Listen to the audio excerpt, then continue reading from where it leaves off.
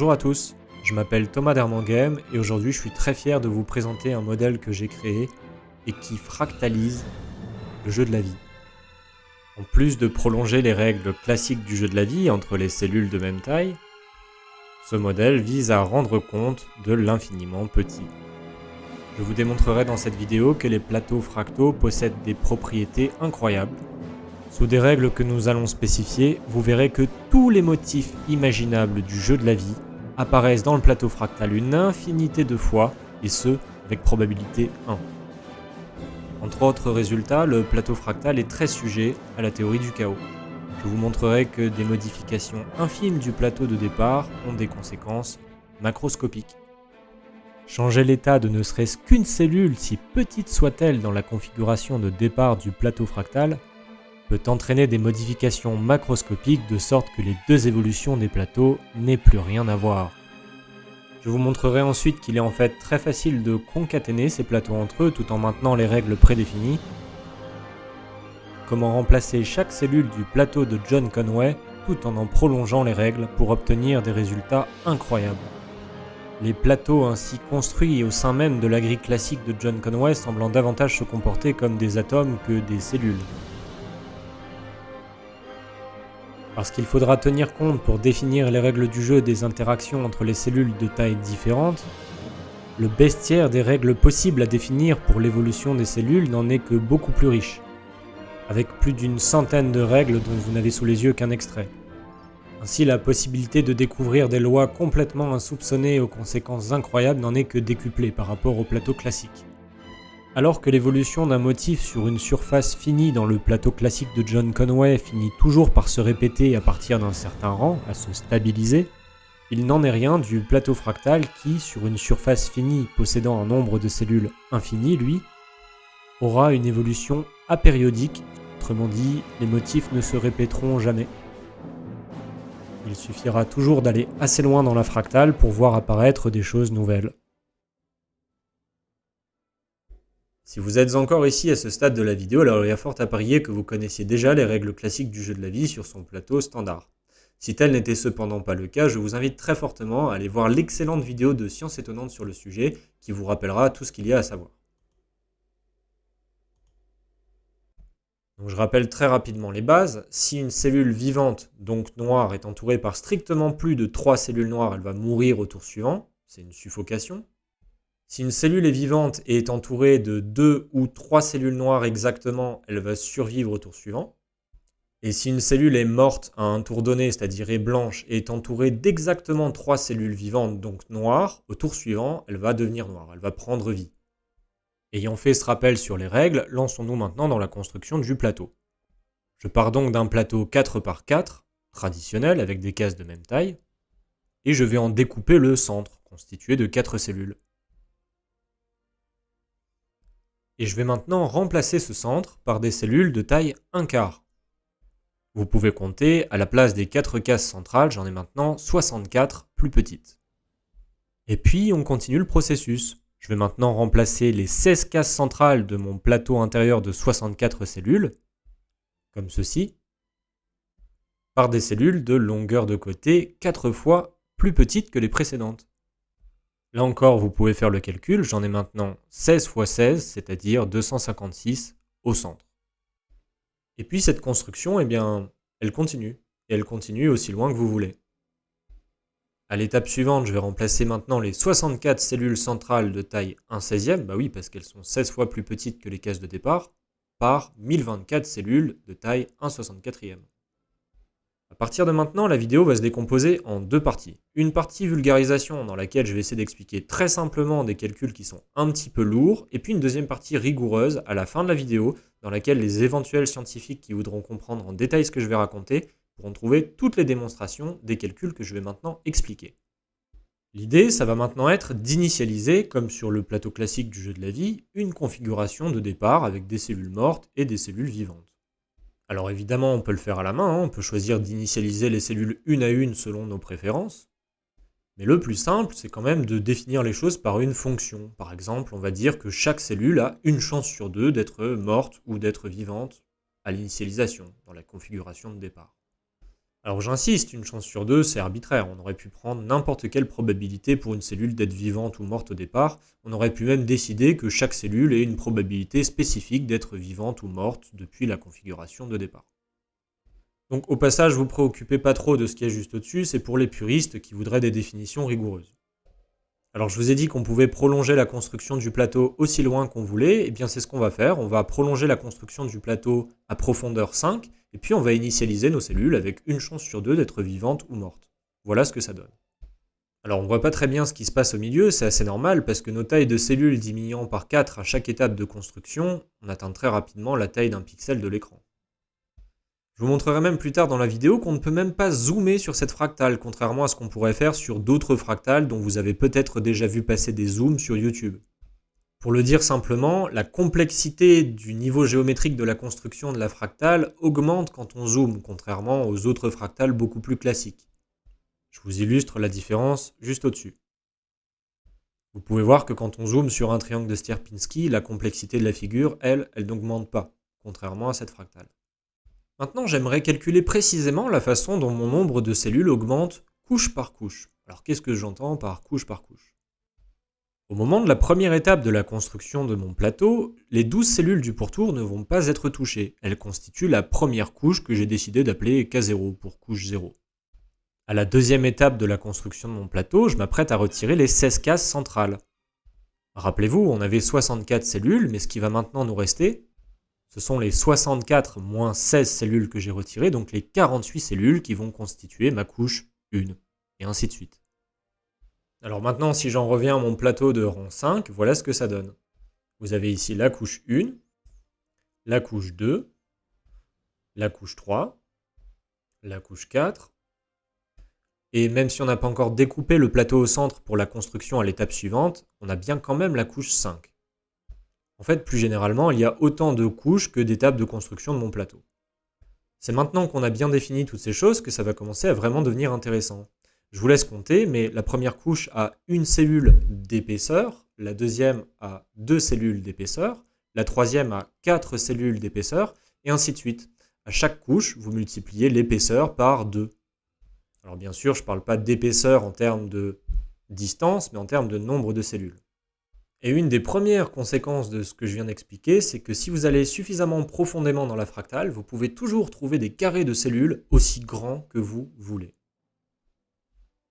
Maintenant, comme les couches ne font que s'épaissir, entre guillemets, en termes de nombre de cellules, eh bien dès que vous trouvez un certain type de carré à partir d'une certaine couche, vous le trouverez toujours dans les couches suivantes. Par exemple, ici, à partir de la couche 2, on commence à voir des carrés constitués de 16 cellules. Et bien sur toutes les couches suivantes, on va apercevoir au moins quelque part des carrés de 16 cellules. Par exemple ici sur la couche 4, et puis sur la couche 5, même si on ne voit pas très bien, je vais vous faire un zoom. Alors il fait mal aux yeux mon zoom, j'ai pas une très bonne pixelisation, j'ai fait avec les moyens du bord, avec mon coucou qui me sert d'ordinateur. Et vous pouvez voir que jusqu'à la couche 5, on observe bien des carrés de 16 cellules dès qu'ils commencent à se manifester à partir de la couche 2. En fait, en regardant attentivement mes illustrations, on comprend très bien qu'on pourra trouver beaucoup plus de carrés de 16 cellules à partir de la couche 2. Le nombre de carrés de 16 cellules qu'on pourra inscrire dans les couches va en fait augmenter exponentiellement. A nouveau, pour des énoncés rigoureux et des démonstrations, voir la fin de la vidéo, mais vous verrez que tout est assez intuitif pour être compris sans même y avoir recours. Alors maintenant, on va se poser une question simple. Si je me donne un motif, par exemple disons la lettre L, quelle est la probabilité que ce motif apparaisse dans mon plateau ? Eh bien, la réponse, elle va déjà dépendre du niveau de construction de mon plateau. Jusqu'à maintenant, vous n'avez à proprement parler pas vu de plateau fractal dans cette vidéo, tout simplement parce que je ne peux pas implémenter un plateau qui n'a aucune limite sur un ordinateur, ça n'est pas possible. En fait, ce qu'on peut faire avec un ordinateur, c'est construire les plateaux de plus en plus profondément, mais on doit bien s'arrêter à partir d'un certain moment parce qu'on a des limitations d'affichage de la machine. Mais ce que vous devez comprendre, c'est que ce plateau ne s'arrête théoriquement pas. On peut toujours construire plus profondément. Maintenant, revenons sur la question de départ. Pour notre lettre L que l'on peut a priori représenter sur un plateau, disons, 4 par 4 de 16 cellules, quelle est la probabilité que ce motif L apparaisse dans mon plateau fractal, celui dont la construction ne s'arrête jamais? Eh bien, on peut déjà s'intéresser à la probabilité qu'il apparaisse dans la couche 2, par exemple.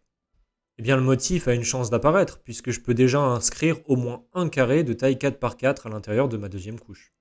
En fait, je peux même calculer très précisément la probabilité d'apparition de ce motif, puisque ce motif il apparaît exactement si mes cases ont le coloriage associé à mon motif. C'est-à-dire que ma première cellule elle a une chance sur deux d'être noire ou blanche, ma deuxième une chance sur deux, etc. Avoir ce motif, c'est exactement avoir les bonnes couleurs. Donc en fait, on peut le calculer comme une chance sur deux à la puissance, le nombre de cellules à colorier. Ici, j'en ai 16, une chance sur deux puissance 16.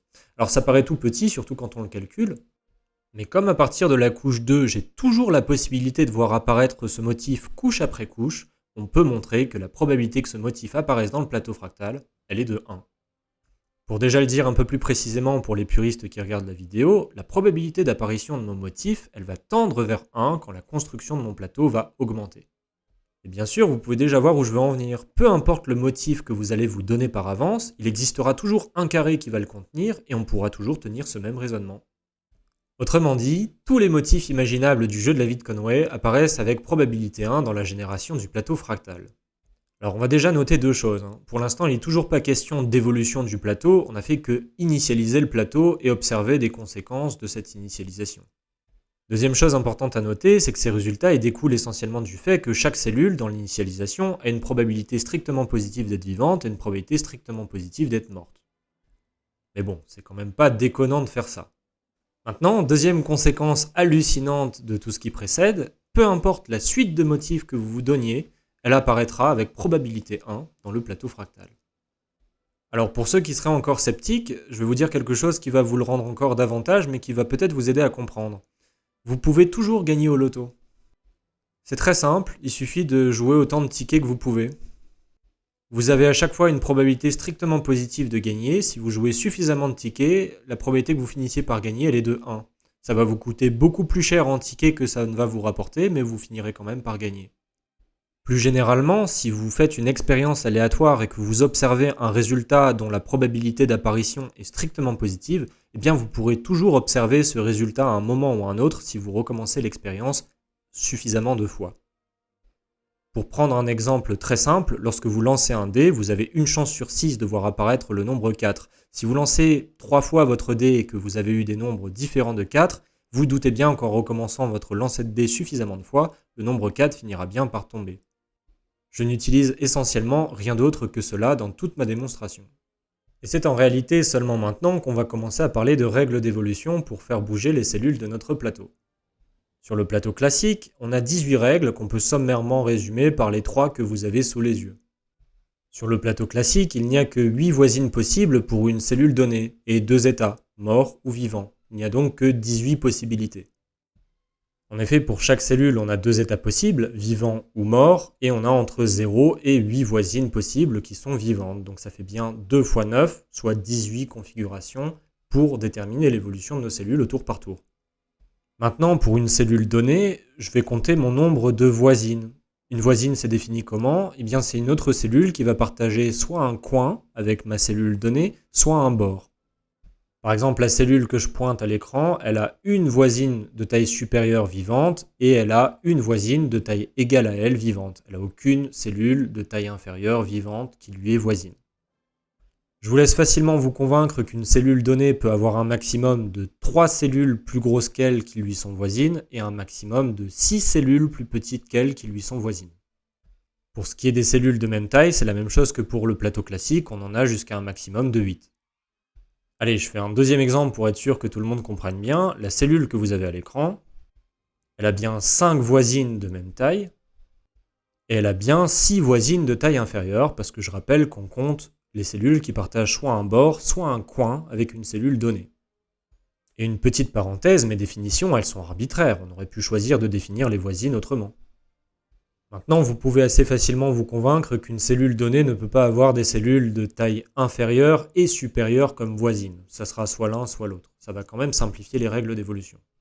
Donc maintenant, ces règles d'évolution, on va les représenter dans un tableau. En fait, il faudra 2 tableaux. Il faudra un tableau pour les cellules qui sont vivantes, pour considérer leur évolution au tour suivant, et un tableau pour les cellules qui sont mortes, et considérer leur évolution au tour suivant.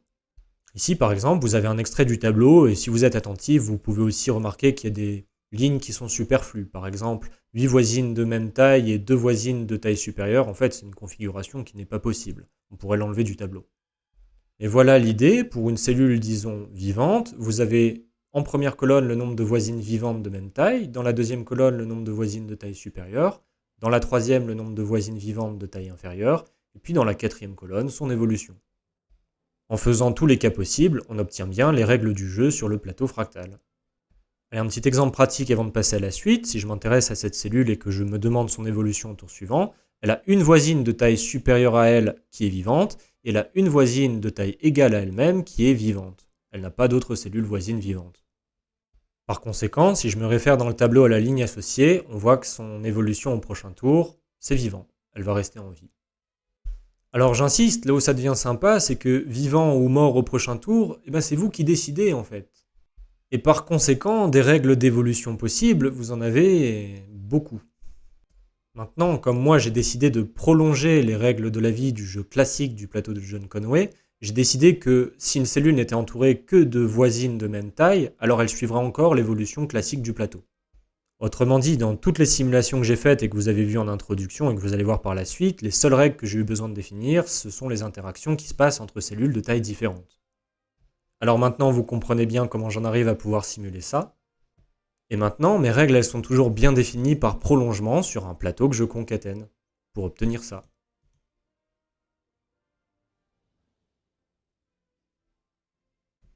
Finalement, vous comprenez bien qu'on n'est pas obligé de se limiter à concaténer deux plateaux, mais un nombre arbitrairement grand si on veut. Et c'est là où ça devient particulièrement intéressant, c'est que sur un plateau classique de John Conway, je peux décider de remplacer 16 cellules par un plateau complet.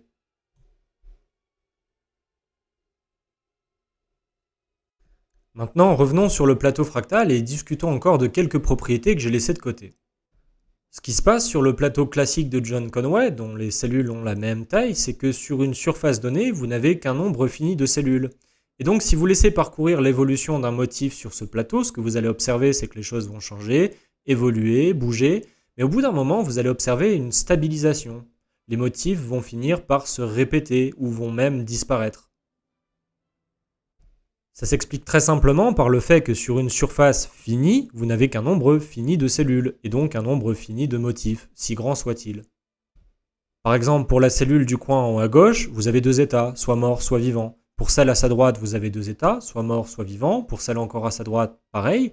Et donc, sur un plateau qui contient un nombre fini de cellules, vous avez 2 à la puissance le nombre de cellules pour un nombre de configurations possibles, pas plus.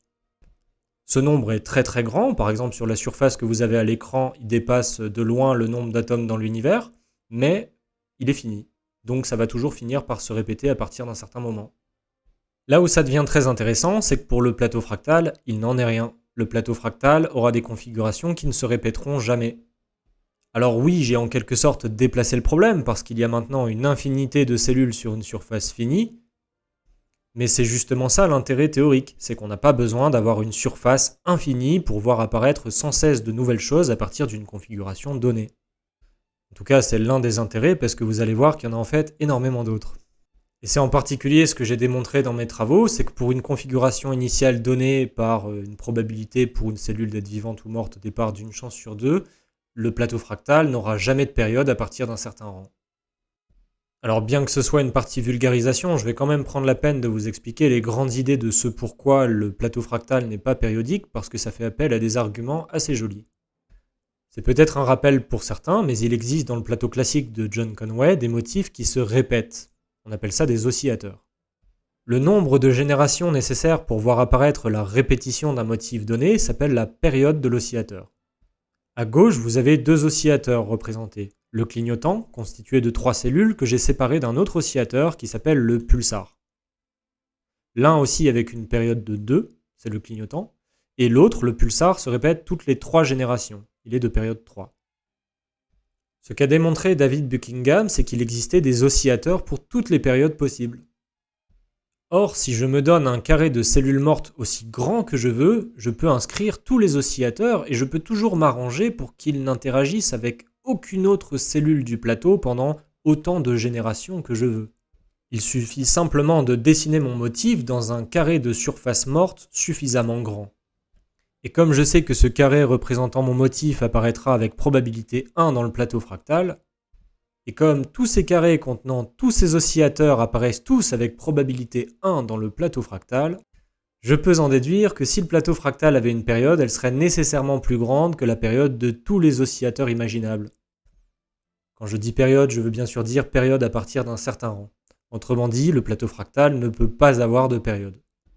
Alors maintenant, voici deux grilles d'un plateau fractal de rang 4, c'est-à-dire que j'ai fait la construction jusqu'au rang égal 4, initialisées de la même manière, à une cellule près. Alors si vous avez vraiment des yeux de ninja, vous pouvez la voir, elle est représentée en rouge tout au milieu, en plein centre de la figure. Et si vous êtes humain comme moi, alors je vous ai fait un zoom au milieu pour mieux voir. Regardez, elle se fait ici la différence, sur une cellule morte au lieu d'être vivante. Toutes les autres cellules du plateau sont configurées de la même manière. Je vous laisse alors maintenant dans un premier temps contempler l'évolution de cette partie centrale.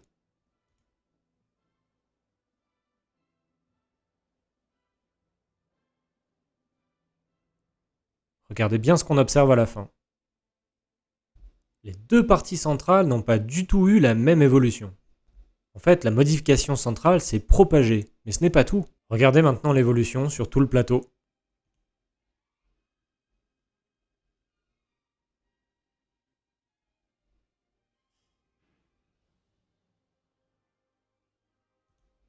Les deux n'ont plus rien à voir. Autrement dit, cette toute petite modification infime s'est non seulement propagée sur toute la zone centrale, mais s'est ensuite propagée de couche en couche, vers l'extérieur. Finalement, comme annoncé en introduction, on peut carrément remplacer des carrés de 16 cellules par des plateaux fractaux complets. Théoriquement, chaque cellule du plateau de John Conway peut elle-même être remplacée par un plateau fractal. Sur ce que vous avez sous les yeux, j'ai pris une grille de taille 16 par 16 dont j'ai remplacé les 16 cellules du coin supérieur droit par un plateau fractal de rang 3 et j'ai fait pareil sur les 16 cellules du coin inférieur gauche. J'ai ensuite simplement procédé à une initialisation aléatoire et voilà ce qu'on observe. Alors qu'on avait une répartition homogène de cellules blanches et noires, très rapidement après le déclenchement, on observe une espèce de communication qui s'opère entre les deux plateaux, qui pour ma part m'inspire beaucoup ce qui se passe entre deux atomes. Donc ce qu'on a essentiellement montré jusqu'à maintenant, c'est qu'on a un modèle qui permet de rendre compte de l'infiniment petit dans le plateau de John Conway, qui rend compte des interactions ascendantes de la matière, entre guillemets, du micro vers le macro, en couche par couche, comme on pourrait l'imaginer sur des représentations atomiques, qui donne en plus un cadre intéressant pour illustrer la théorie du chaos à travers l'infiniment petit, qui donne en plus visiblement des résultats observationnels très intéressants à comparer avec ceux de la physique des particules, qui bien sûr prolonge le jeu de la vie de John Conway puisqu'on peut décider de définir les interactions entre cellules de taille voisine de la même manière que sur le plateau de départ, et qui a le bon goût de ne pas être simplement qu'une chimère théorique puisqu'on peut approximer les plateaux fractaux par des suites de plateaux construits au rang K.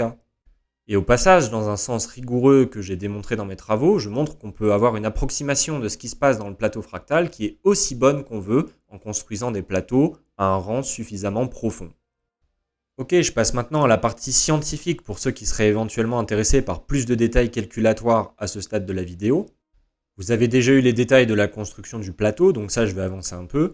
Pour ce qui est de l'initialisation, on peut s'arranger à simplement prendre des lois de Bernoulli indépendantes pour l'initialisation des cellules avec des paramètres qui sont ceux que vous voulez pour chaque cellule.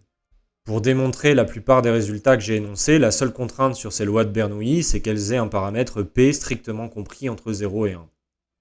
Pour ce qui est des définitions qui précèdent l'énoncé et les démonstrations des résultats, je fais notamment la différence entre deux objets, les ensembles de cellules et les surfaces sur lesquelles sont construites ces cellules. Par exemple, K0 étoile, ça va être la surface sur laquelle sont construites les 12 cellules de la couche 0. C'est une distinction que j'ai simplement opérée par souci de rigueur parce que c'est pas mathématiquement à proprement parler les mêmes ensembles et ça change un peu la rigueur des démonstrations. A noter que mon indexation n'était pas forcément la plus maligne, j'aurais dû commencer par plateau 0 et par couche 0, ça change rien à la validité ni à la rigueur des énoncés. En fait, ma distinction, elle devient particulièrement pertinente quand je vais considérer des surfaces carrées qui sont les carrés spéciaux de Ki étoile et qui vont me permettre d'obtenir ma fractale par récurrence sur une homothétie de rapport 1,5. En fait, ce qu'on peut observer d'intéressant, c'est que les 12 cellules de K0, elles vont permettre de constituer par récurrence toutes les couches de mon plateau fractal par une homothétie de rapport 1,5. Vous pouvez voir ici que les 12 cellules de K0, elles constituent la couche K1 à travers 12 nouveaux carrés que je vais appeler carrés spéciaux de K1 étoile. Et plus généralement, pour chaque couche KI étoile, on aura les 12 carrés spéciaux de KI étoile qui s'obtiennent simplement par récurrence sur l'homothétie de rapport 1,5 et qui a pour centre celui de la figure. A noter que le seul moment où les cellules constituant la couche et les carrés spéciaux coïncident, c'est sur la couche 0 pour K0.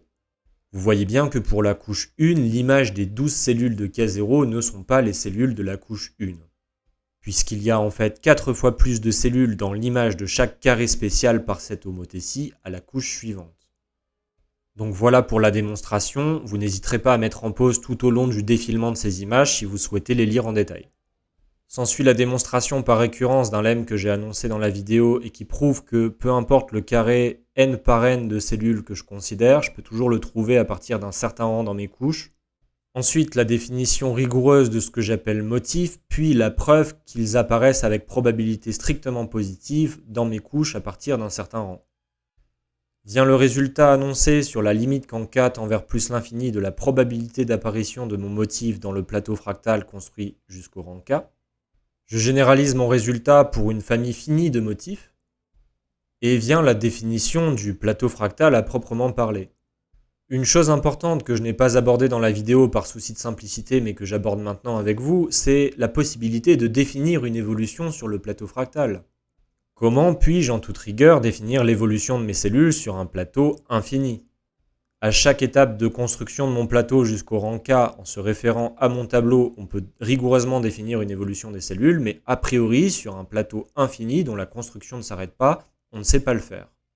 Je commence par montrer qu'à partir d'une certaine étape de construction, toute cellule est entre guillemets fixée et ne va plus évoluer dans les étapes de construction suivantes. Assez intuitif quand on y réfléchit. Mais le théorème qui va vraiment être important pour définir l'évolution des cellules sur un plateau fractal, c'est le théorème que j'ai appelé théorème de 11, et qui nous dit simplement que j'ai le droit de définir ce qui se passe sur mon plateau fractal en considérant ce qui se passe sur mes plateaux pour une construction suffisamment avancée. Ce que montre ce théorème, c'est que peu importe le nombre de générations que je me fixe par avance et peu importe la précision que je veux en termes de nombre de couches pour simuler l'évolution de mon plateau fractal, à partir d'un certain rang de construction de mes plateaux, cette évolution ne va plus changer sur ces couches jusqu'à la génération E. En d'autres termes, en ce sens bien précis, ma suite de plateaux fractaux coïncide parfaitement avec l'évolution de mon plateau fractal jusqu'à une certaine génération donnée. De sorte que ce théorème permet très facilement une implémentation informatique qui a donné lieu à ce que vous avez pu observer dans la vidéo. Ce que je montre et qui est parfaitement illustré dans la partie théorie du chaos de ma simulation, c'est qu'une modification au centre va se propager de manière ondulatoire, ce de génération en génération du centre vers l'extérieur. En quelque sorte, dans ma démonstration, j'utilise la couche centrale pour absorber, entre guillemets, les différences entre le plateau fractal et le plateau construit jusqu'au rang K. Ces différences d'évolution entre le plateau fractal et le plateau construit jusqu'au rang K se propagent jusqu'à un certain maximum à partir duquel on ne peut plus rien dire et sur toute la partie bleu clair, les deux évolutions entre le plateau fractal et le plateau de rang K coïncident. Voici la fin de la preuve, ainsi qu'un théorème peu inspiré par rapport à ce qu'on trouve déjà sur le plateau de John Conway. J'énonce tout simplement que, contrairement au plateau fractal, dont vous verrez la preuve par la suite qu'il n'est pas périodique, tous les plateaux de rang K ont, eux, une évolution bien périodique à partir d'un certain rang. C'est exactement la même preuve que ce qui montre que tout plateau de John Conway sur une surface finie qui a un nombre fini de cellules finit inéluctablement par être périodique à partir d'un certain rang. Mon théorème de 15 n'a pas grand intérêt, c'est juste un corollaire. Vous en avez la fin ici, mais c'est surtout le théorème de 16 qui va nous intéresser puisqu'il montre maintenant que pour toute suite de motifs, la probabilité de son apparition dans le plateau fractal est de 1. Une dernière précision somme toute, dans le théorème de 11, je parle de couches non pas pour désigner les grosses couches KI constituées d'une épaisseur de 2 puissance K cellules, mais pour parler des petites couches qui composent cette grosse couche. C'est comme pour les échalotes, mais grosse couche KJ, elle se décompose de 2 puissance J petites sous-couches. Finalement, vient la preuve de l'apériodicité de l'évolution du plateau fractal, dont voici ici la fin de la preuve. Pour finir, je précise que tout ce que vous avez vu aujourd'hui a été fait en un mois de temps, que ce soit la construction du plateau fractal, son implémentation informatique en créant les programmes adéquats pour les simuler, l'idée de toutes les propriétés à démontrer sur ces plateaux fractaux, la rédaction du PDF qui en font les démonstrations, jusqu'à la conception de cette vidéo. Par conséquent, je ne suis pas à l'abri d'avoir commis des coquilles, voire des erreurs dans la rédaction du PDF que vous avez pu lire, et je vous prierai, si vous en trouvez, de m'indiquer cela à mon adresse mail tdermangame@gmail.com et non pas dans les commentaires. Une petite note pour terminer et anticiper ceux qui penseraient que ce concept de fractalisation a déjà été développé, notamment à travers cette vidéo assez populaire pour ceux qui connaissent le jeu de la vie de John Conway, La vie dans la vie. En fait, ce dézoom fait beaucoup penser à la fractalisation que je construis, mais n'a strictement rien à voir pour une raison simple, on part déjà d'une taille de cellule plus petite, alors que mon modèle n'a pas de cellules de taille plus petite puisqu'on plonge dans l'infiniment petit. Ensuite, parce que pour avoir ce que vous avez à l'écran, il faut déjà avoir une configuration bien spécifique qui permette de faire bouger les cellules entre elles pour former des cellules plus grandes. On n'a pas une initialisation de départ aléatoire qui va donner ce résultat, ça va pas marcher comme ça. À ma connaissance, cette fractalisation du jeu de la vie, elle n'a jamais été faite par quiconque et elle ouvre a priori un nouveau pan de recherche à cheval entre la géométrie fractale et les automates cellulaires. J'émets toutefois une réserve, si vous connaissiez à tout hasard des travaux d'autres mathématiciens ou chercheurs qui auraient étudié le même domaine d'études, faites-m'en part. J'ai exploré autant que j'ai pu et je n'ai rien trouvé d'analogue. Finalement, je tiens à rendre au passage un hommage à John Conway qui nous a quittés en 2020 en avril du Covid. Sans ces travaux, cette vidéo n'existerait probablement tout simplement pas. Si vous l'avez aimée, n'hésitez pas à la partager, à la liker. Au passage, si vous souhaitez soutenir cette chaîne, je dispose également d'un lien Tipeee qui est dans la description. Avec vos dons, je pourrais éventuellement me permettre de m'acheter du meilleur matériel, notamment un meilleur micro et une meilleure caméra. Un grand merci à tous ceux qui ont suivi cette vidéo jusqu'à maintenant et à tous ceux qui m'ont soutenu dans l'élaboration de ce projet.